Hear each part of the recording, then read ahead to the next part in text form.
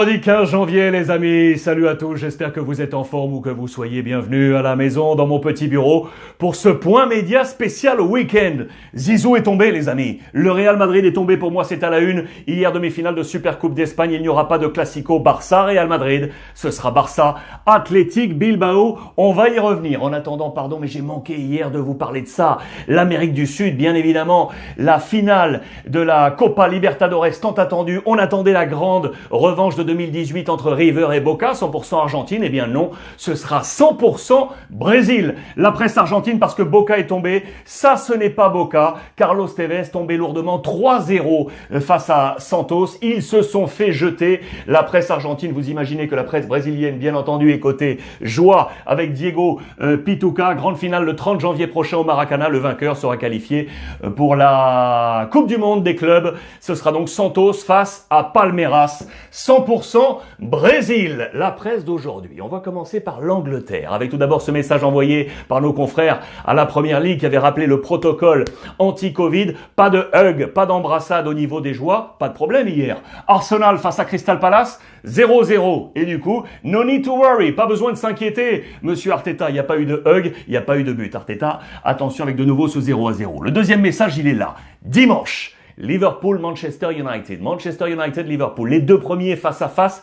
Et Jürgen Klopp a parlé d'une histoire de penalty. Depuis le début de la saison, Liverpool a eu 10 penalties. Dans le même temps, Manchester, le double, 20. Depuis qu'il est arrivé à la tête de Liverpool en octobre 2015, l'ami Jürgen Klopp, écoutez bien, 46 penalties pour Liverpool, 67 pour Manchester United. Et un homme est sorti du bois, c'est Marcus Rashford, pour parler du Pen Paul. Paul, c'est un pote, un ami. L'ami des pénaltys pour Marcus Rashford, il l'a déclaré, c'est José Mourinho, l'ancien coach de Manchester United, qui tout simplement, lorsqu'il était à United, demandait à ses joueurs de faire tout ce qu'ils pouvaient pour obtenir des pénaltys. Regardez, The Special One est devenu Special Swan. Swan, c'est un cygne, mais c'est également un sceau. L'homme spécifique des sceaux. Il demandait à ses joueurs de trouver toutes les astuces, les facéties pour obtenir des pénaltys. C'est ce que nous dit Marcus Rashford. Ça sera un point clé de ce grand match dimanche soir. On attend également la réaction, bien évidemment, du coach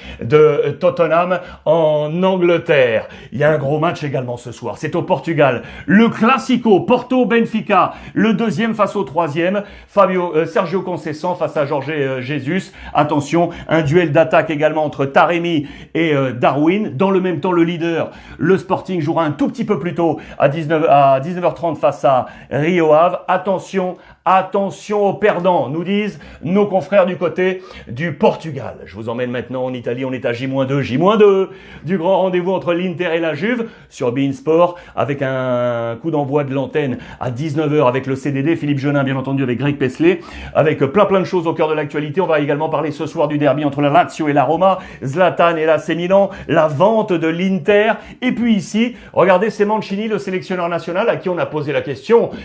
Monsieur Mancini, c'est du Lukaku ou c'est du Cristiano dans ce match? Les deux, mon capitaine, qui parle également des deux coachs, Conte et Pirlo. Il les connaît par cœur. Et puis on nous a orienté sur la bataille du milieu. L'Inter avec Barella, Brozovic et Vidal. Juve avec McKennie, Bentancur, Ramsey. On a une pensée également pour Adrien Rabiot qui pourrait être titulaire dans les plans, bien évidemment, de Pirlo. Match très attendu. Donc ce dimanche, la Milan AC avec Zlatan, on l'a dit, Mercato également. Il y a 3 temps. Le premier temps, c'est lui, l'ancien d'Auxerre, l'ancien de Lille, l'ancien de Monaco, de Bordeaux, c'est monsieur Swalio Meite, le franco-ivoirien, 26 ans, côté Torino, indispensable aujourd'hui. Milan va le prendre avec un prêt, avec option d'achat à 10 millions d'euros pour muscler le milieu de terrain. L'autre information, elle est là les amis, regardez, c'est monsieur Mario Mandzukic, 34 ans, il est sans club, Pioli le veut, Bayern, Atlético, Juve, grosse expérience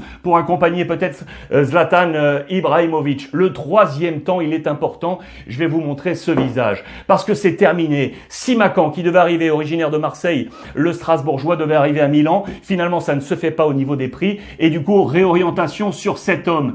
Fikayo Tomori, le Canadien, 23 ans, défenseur central, Chelsea, qui avait été prêté notamment du côté de Hull et de Derby County. Voilà la nouvelle cible de l'AC Milan pour sa charnière centrale. Ce soir, match également superbe au programme. Le derby de Rome entre la Lazio face à l'AS Roma. Toujours pas de Zaniolo et de Pastore, vous le savez, du côté de Rome. Verretou sera là. Voilà le choc tant attendu ce soir sur nos différentes antennes. Ça sera également avec Philippe Genin et Greg Paisley. Ça, c'est une évidence. La crise au Bayern Munich, les amis, éliminé de la coupe face à une équipe de deuxième division et qui est en train de perdre des forces en championnat, même si on reste leader. Nos confrères de Bild parlent de crise autour de Hansi Flick.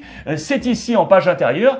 Et puis on nous parle également, ça j'adore, de Huntelaar. Et si Mandzukic revenait en Italie à l'âge qu'il a, le trentenaire, et si Huntelaar, aujourd'hui âgé de 37 ans, du côté de l'Ajax, c'est sa fin normalement de contrat en juin prochain, eh bien Schalke, l'ancien club d'Huntelaar, aimerait le récupérer, les amis. Huntelaar, notamment le Real Madrid, 6 mois en 2009, l'AC Milan une saison en 2009-2010, 7 ans donc à Schalke, et puis c'est 4 ans à l'Ajax. Schalke aimerait le récupérer, l'ami Huntelaar qui a déjà récupéré Schalke, Kolasinac, le défenseur qui était prêté par Arsenal. Eh bien, Schalke aimerait réussir un autre coup durant ce mercato hivernal. Affaire à suivre. Je vous emmène maintenant donc en Espagne avec Zizou qui est tombé.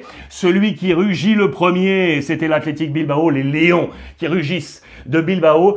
Voilà le Baya Palo, c'est le coup de bâton, le coup de massue sur la tête de Sergio Ramos et le Real Madrid, battu donc 2-1 par l'Athletic Bilbao. Ils étaient menés 2-0, c'est trop dur face aux carences offensives du Real Madrid. Regardez, on attendait donc le Classico Barça-Real. Le classique, c'est Raúl Garcia, l'expérimenté. C'est lui l'auteur de ce doublé en faveur de l'Athletic Bilbao. Je vous ai mis les notes en page intérieure de Marca pour vous montrer que s'il y a une bonne nouvelle côté Real Madrid, il y en a une, c'est Asensio. Regardez, 3 étoiles notées pour lui. Il a été l'agitateur du Real en touchant d'ailleurs à 2 reprises les montants. Les deux Garcia, Dani Garcia et Raúl Garcia, les meilleurs joueurs côté Athletic Bilbao. Vous pouvez imaginer que la presse catalane s'est du coup régalée de cette petite info. Regardez, c'est à la une de Sport notamment, le super KO avec Sergio Ramos et les super finalistes qui seront les joueurs de l'Athletic pour retrouver le FC Barcelone. En page intérieure, on parle également du transfert d'Eric Garcia. Je vous l'avais annoncé. Ça y est, il est sur le point d'arriver. Manchester City, il est en fin de contrat à l'été prochain. Le Barça pourrait attendre, mais le Barça en a besoin aujourd'hui. Du coup, on est en train de trouver un consensus. On va y revenir puisque les 3 candidats à la présidence du Barça seraient tous d'accord pour le faire venir dès maintenant. C'est 5 millions d'euros plus des variables payables la saison prochaine. Il devrait arriver l'ami Eric Garcia côté catalan. Je vous parlais des candidats à la présidence. Je vous l'avais annoncé hier. Émilie Rousseau s'est retiré. Il n'a pas le nombre de signatures suffisantes. Les 3 candidats sont donc là. Candidats à la présidence. C'est dans 9 jours maintenant. Joan Laporta, Victor Font et Tony Freixa. Les signatures qui avaient été présentées, celles validées hier. Les 3 sont valides. Voilà les 3 candidats à cette présidence. Attention, les conditions sanitaires Covid feraient que peut-être ces élections seraient repoussées, ce qui ne plaît pas du tout à Joan Laporta qui est en tête, ce qui plaît à Victor Font pour essayer de muscler sa candidature, pour essayer de jouer un mauvais tour. Je vous rappelle que Victor Font s'est allié avec Xavi pour éventuellement être le futur patron du sportif côté FC Barcelone. Et puis enfin, pour terminer, l'éphéméride, parce que je l'adore elle, cette jolie jeune femme-là. La Coupe de France, les amis. La Coupe de France, le 15 janvier 1917, il y a 104 ans, il y a près de 40 000 jours, Monsieur Henri Delaunay, le Français, l'ancien secrétaire général de l'ancêtre de la 3F, il en sera également le secrétaire général, eh bien, faisait naître cette magnifique Coupe de France. 104 ans, les amis. 104 ans que cette jolie dame existe. Pour moi, c'est l'éphéméride du jour, à n'en pas douter. Passez un bon week-end. On échange via le hashtag WishClub. Et comme d'habitude, n'oubliez pas, profitez des vôtres.